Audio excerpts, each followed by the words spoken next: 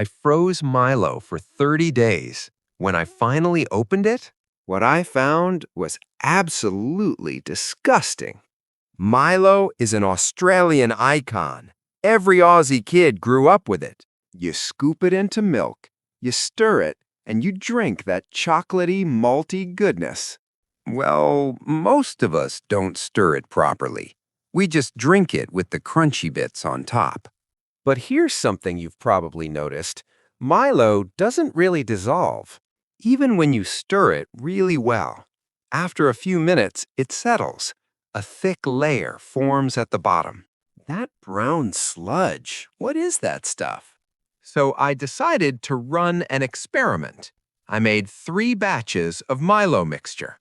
Same measurements, same ratio, mixed exactly the same way. Then I froze them for 30 days.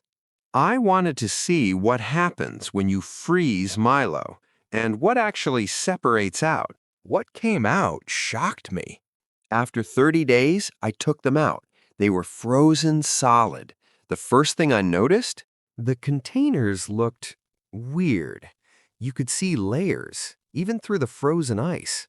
So I let them thaw for 6 hours. When I opened the first container, oh man, it was gross. There were 3 separate layers. On top, a watery liquid, almost clear. In the middle, separated milk. It looked curdled. And at the bottom, thick, dark brown sludge, like mud. I tested each layer separately. The top layer was mostly water, with a tiny bit of sugar dissolved in it.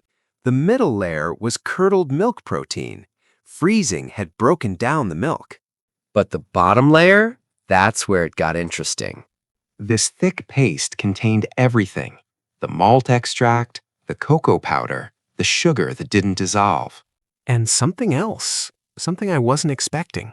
I put the sludge under a microscope, and at 100x magnification, I could see crystals, sharp, geometric crystals.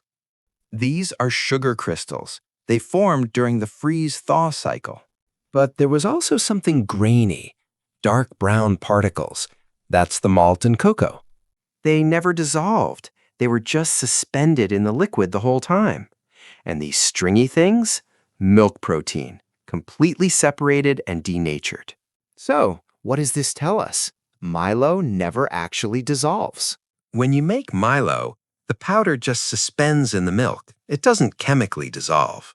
That's why it always settles at the bottom, and that's why freezing separates everything.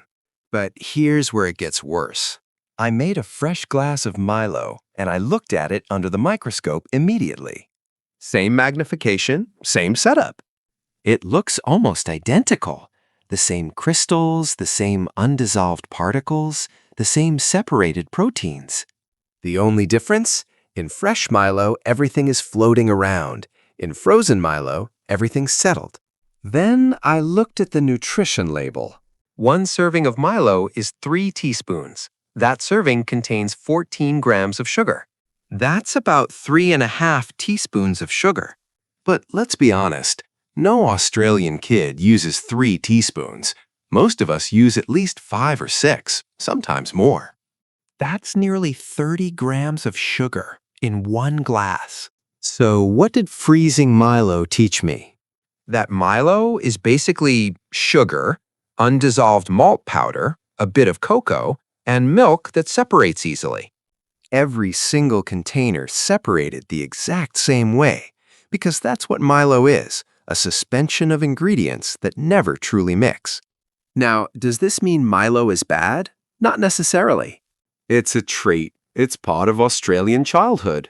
Is it healthy? No. It's basically chocolate milk with added malt. The problem is portion size and how much we actually use. If you follow the serving size on the label, it's a reasonable occasional drink, but most people don't. Just remember this, Milo doesn't dissolve. You're drinking suspended powder. Most of that powder is sugar. And if you freeze it, you'll see exactly what you're drinking. If this changed how you see Milo, hit subscribe. I'm testing more Aussie childhood favorites. Next up, I'm investigating what happens when you put Tim Tams in the microwave for 60 seconds. The results are explosive.